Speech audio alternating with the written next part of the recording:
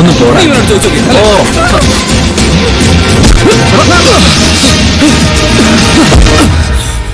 ഒരുമിച്ചൊരു ജീവിതം കാത്തിരിക്കുന്ന പെണ്ണ് കണ്ണീരോട് ഒരു ദിവസം ഇറങ്ങിപ്പോകുമ്പോ ഉണ്ടാവുന്ന വേദന എന്താണെന്ന് അറിയണമെങ്കിൽ അത് നീയും അനുഭവിക്കണം.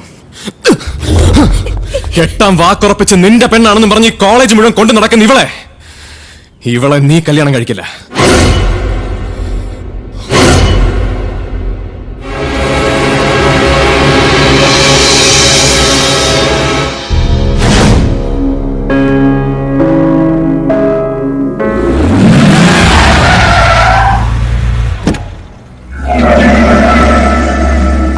Good evening sir.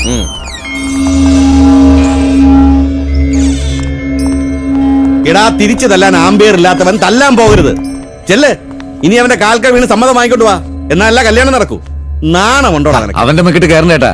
അപ്പോഴാ പന്നമോനെ തീർക്കാൻ ഞാൻ ഇറങ്ങിയതാ. നീ ശിവേട്ട ഒറ്റ ഒരാള് കാരണമാ. ഇടവേ ഈ തീർക്കാന്നൊക്കെ പറഞ്ഞാല് അത്ര വലിയ കാര്യമൊന്നുമല്ല. ഒരു കുപ്പി കട്ട റം കൊടുത്ത ഒറ്റ കുത്തിന് പണ്ടവും കയറി വരുന്ന ജനങ്ങള് ഈ ചുറ്റുവട്ടത്ത് തന്നെ ഉണ്ട്. അതുകൊണ്ട് അത് വിട്. പിന്നെ ഞാൻ പറഞ്ഞു എന്നുള്ളത് ശരിയാ. ഈ നിൽക്കുന്ന ഒറ്റ ഒരുത്തനാണ് ആ കൃഷ്ണകുമാറിന്റെ ജീവിതം തെളിച്ചതെന്ന് പിടികൊടുത്താ അവൾ ഇപ്പോഴേ നടക്കുന്നത്. അതുകൊണ്ട് തൽക്കാലം ഒന്ന് അടങ്ങാൻ പറഞ്ഞു, അത്രേ ഉള്ളൂ. എന്തായാലും ഒരു തീരുമാനം എനിക്ക് ഇന്ന് വേണം. ഇനിയിപ്പം 4 കൊല്ലം കാത്തിരിക്കുന്ന പരിപാടിയൊന്നും നടക്കില്ല. അവൾക്ക് സമ്മതമാണെങ്കിൽ അടുത്ത ഞായറാഴ്ച നിശ്ചയം. അതോടെ അവൾ ഇവന്റെ ഭാര്യയാവും. അതിനവൾക്ക് സമ്മതമാണോ ഇല്ലയോ? സമ്മതം അല്ലെങ്കിൽ ഈ ആലോചന ഇന്ന് തീരും. എന്താടാ ഏട്ടൻ പറയുന്ന പോലെ? ആ, ശിവേട്ടൻ എന്ത് പറയുന്നു? നിങ്ങൾ എന്താഗ്രഹിച്ചാലും കൂടെ ഞാൻ ഉണ്ടായിട്ടുണ്ടല്ലോ, ഇതിനും ഉണ്ടാവും.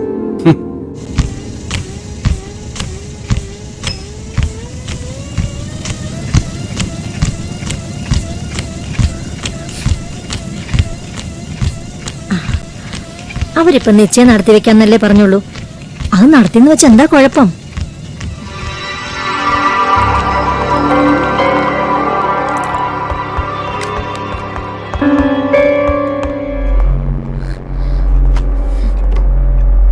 എന്നോട് ചോദിക്കാതെ തീരുമാനിച്ചെങ്കിൽ നിശ്ചയം നടത്താൻ വേറെ പെണ്ണിനെ ഡാഡി തന്നെ തീരുമാനിക്കേണ്ടി വരും.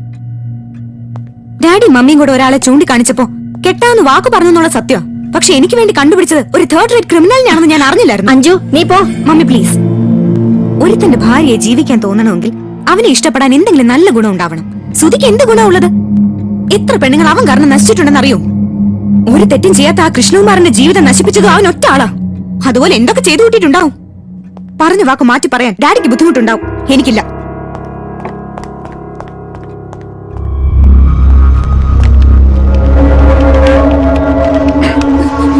നീ പറയില്ല. ഡാഡി കരിമ്പുകാട്ടുകാരുടെ മുമ്പിൽ പോയി തല ചൊറിഞ്ഞ് കൈ നീട്ടും കുടിച്ചതിനും തിന്നതിനും ഒക്കെ കടം വീട്ടാനുള്ളതല്ല എന്റെ ജീവിതം. വായി തോന്നൊക്കെ വിളിച്ചു പറഞ്ഞ ഒന്നുകളയും ഞാൻ പറഞ്ഞനുസരിച്ച് ഇവിടെ ജീവിക്കാം. അല്ലെങ്കിൽ എങ്ങോട്ടാന്ന് വെച്ചാൽ ഇറങ്ങി പൊക്കോളും.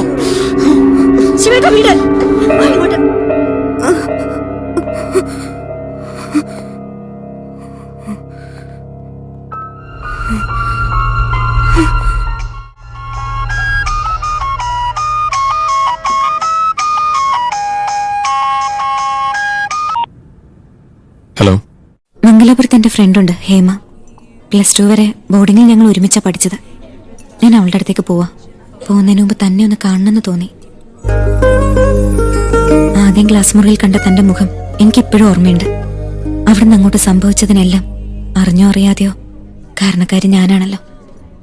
എത്ര മണിക്കാ ട്രെയിൻ? 10:40. നീ ഒന്ന് വന്നേ. അഞ്ജന, 1 മിനിറ്റ് വാ.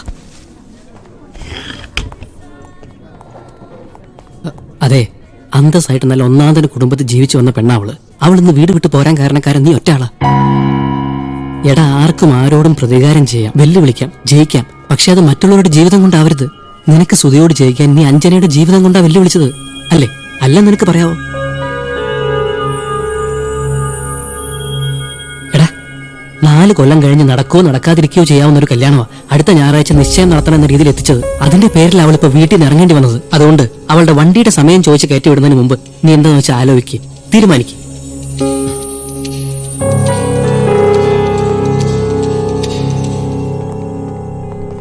അഞ്ജന, വരൂ. എങ്ങോട്ട്? തോറ്റു കൊടുക്കാനുള്ളതല്ല ജീവിതം, ജയിച്ച് കാണിക്കാനുള്ളതാ. പിണങ്ങിയത് വേറെ ആരും അല്ലല്ലോ, സ്വന്തം അച്ഛനും അമ്മയല്ലേ.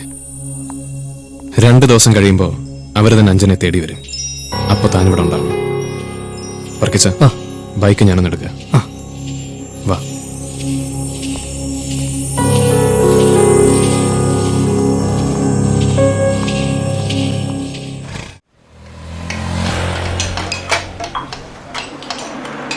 ആദിവാസി പ്രശ്ന അന്വേഷണ കമ്മീഷനിൽ നിങ്ങളെ പഴയ ചങ്ങായി ഉണ്ടല്ലോ, നമ്മള് പൂണൂൽ പാർട്ടി.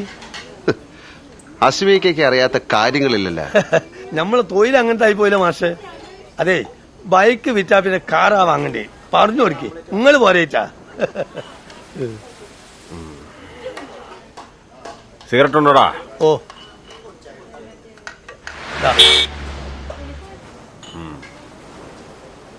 ഒരു നെയ്പ്പൊടി ദോശ എടുക്കട്ടെ സാറേ?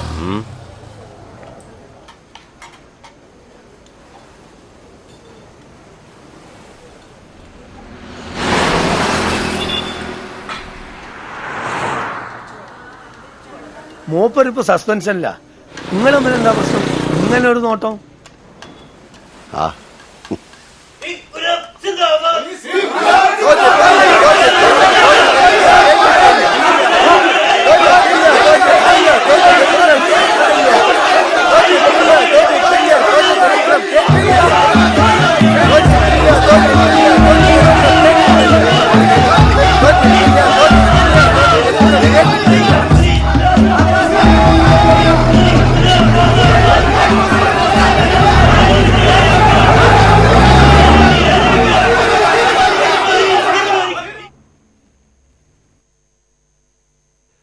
കുര്യാക്കോസേട്ടാ, അയ്യോ കുര്യാക്കോസേട്ടോ, ഞാനാ.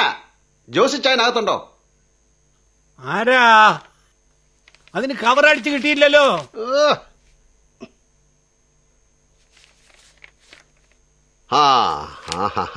World best proof reader.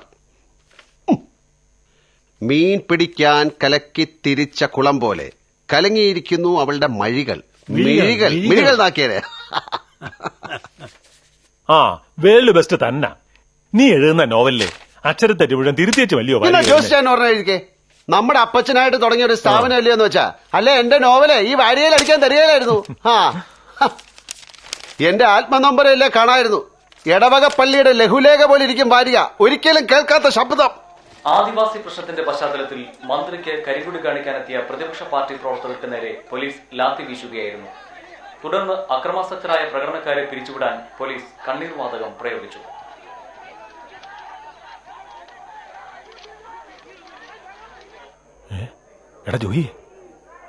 അയ്യോ ഡിജോ. പരിക്കേറ്റ മാധ്യമപ്രവർത്തകരെ മന്ത്രി പിന്നീട് ആശുപത്രിയിൽ സന്ദർശിച്ചു.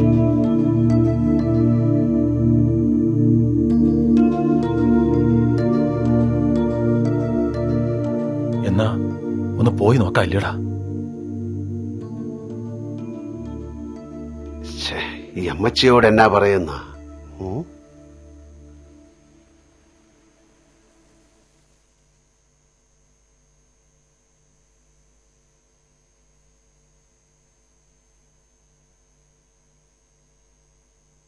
രാത്രി വരികയിലെ വിളിച്ചു പറഞ്ഞേക്കണേ കൂർത്തം കെട്ടോമാരെ. വിളിച്ചു പറഞ്ഞേക്കാം അമ്മച്ചി. അപ്പൊ വരികയിലെന്ന് അമ്മച്ചിയുടെ ഒരു കാര്യം ഞാൻ ഓടിക്കാം.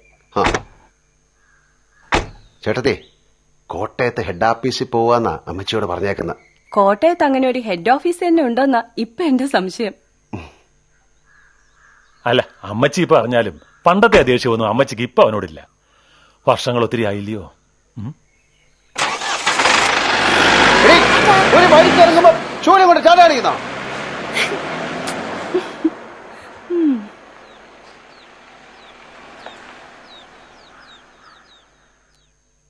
അല്ല, ഇതെന്നാ ഉണ്ടാക്കാനാ ഈ തല്ലും മേടിച്ച് കിടന്ന് കഷ്ടപ്പെടുന്നത്?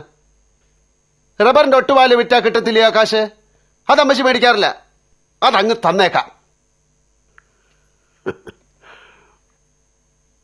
ഇനിയിപ്പൊ തല്ല് മേടിക്കാനായിട്ടാണേലും അതിനായിട്ട് അപ്പച്ചൻ തുടങ്ങി വെച്ചൊരു സ്ഥാപനം ഇല്ലയോ? എന്താ രണ്ടാൾക്കും ജോലി? ആ, പറഞ്ഞ പോലെ പരിചയപ്പെട്ടില്ലല്ലോ.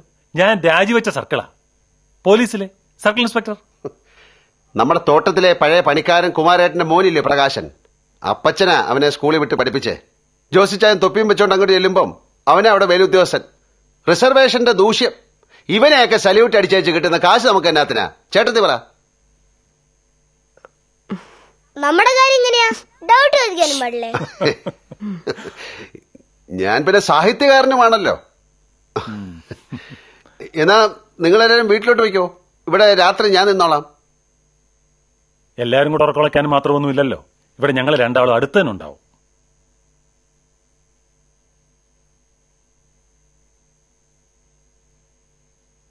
அந்த இரட்டை இருக்கானே அவனைதான் நம்பவே கூடாது. பயங்கரமான ஆளுங்கடி, ஜாக்கிரதையா இருந்துக்கோ. നമ്മുടെ അപ്പച്ചൻ മരിച്ചപ്പോ സത്യം കൂടെ കൂട്ടാണ്ട് ഒറ്റയ്ക്കല്ലയോ ഞാൻ വന്ന്. എന്നിട്ട് അമ്മച്ചി എന്നോട് ഒരു അക്ഷരം വേണ്ടിയോ? അമ്മച്ചി പോട്ടെ, ദാ ഇവനോ. അത് പിന്നെ അപ്പച്ചൻ മരിക്കാൻ നേരത്തെ എന്നെയല്ലേ അടുത്ത് വിളിച്ചേച്ചും പറഞ്ഞേ അമ്മച്ചിയെ ഒരു കാരണം കൊണ്ട് സങ്കടപ്പെടുത്തരുതെന്ന്. യവന്റെ കാര്യം നീ വിട്. ആ അതെ, എന്റെ കാര്യം ഇവിടെ എന്നാ ചെയ്യാനാ? കർത്താവിനെക്കാളും വലിയ ക്രിസ്ത്യാനികളായി പോയില്ലയോ? ആ അതവൻ സിൻസിയറായിട്ട് പറഞ്ഞതാ. നോവലിസ്റ്റിന്റെ ആത്മനൊമ്പരം പ്രിന്റർ ആൻഡ് പബ്ലിഷറായ അമ്മച്ചിക്ക് അറിയാലല്ലോ. അതെന്താ ആത്മനൊമ്പരം? അതെന്റെ ഒരു നോവലിന്റെ പേരാ. ആത്മനൊമ്പരം കാലത്തെ ചൂലും കൊണ്ട് ടാറ്റ പറഞ്ഞു വിട്ടേക്കുക. ആശാലത. അപ്പച്ചന്റെ പഴയ ദോസ്തില്ലയോ കുറുപ്പൻ മാഷ്, രാമങ്കരിയിലെ മോള. TTC കഴിഞ്ഞ് നമ്മുടെ അടുത്തുള്ള സ്കൂളിലാ, നമ്മുടെ വീട്ടിലാ താമസം. കാണാനൊക്കെ കൊള്ളാവുന്ന കൊച്ചാ എന്നും പറഞ്ഞ്. സ്വഭാവം കൊള്ളത്തില്ലായിരിക്കും. ഇത് ശരിയാവുകയല്ല. ചോയ് ഇനി വാ. മുടിഞ്ഞ പ്രേമമാ, അമ്മച്ചിയെ പിടിച്ച് പതുങ്ങിയിരിക്കുക. ഇന്നലെ രാത്രി ഒത്തിരി വൈകി.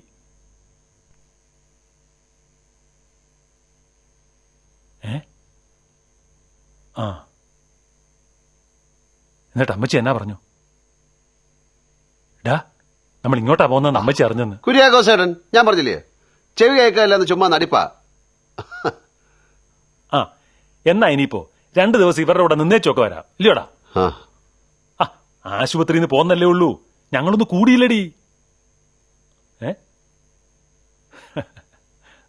ആ ഇന്നാ സീമയാ.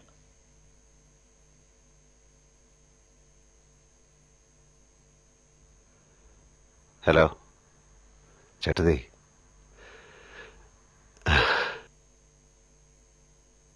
ആ അമ്മച്ചിയെ വിളിക്കട്ടെ? വേണ്ട വേണ്ട, ഇപ്പൊ വേണ്ട. ആ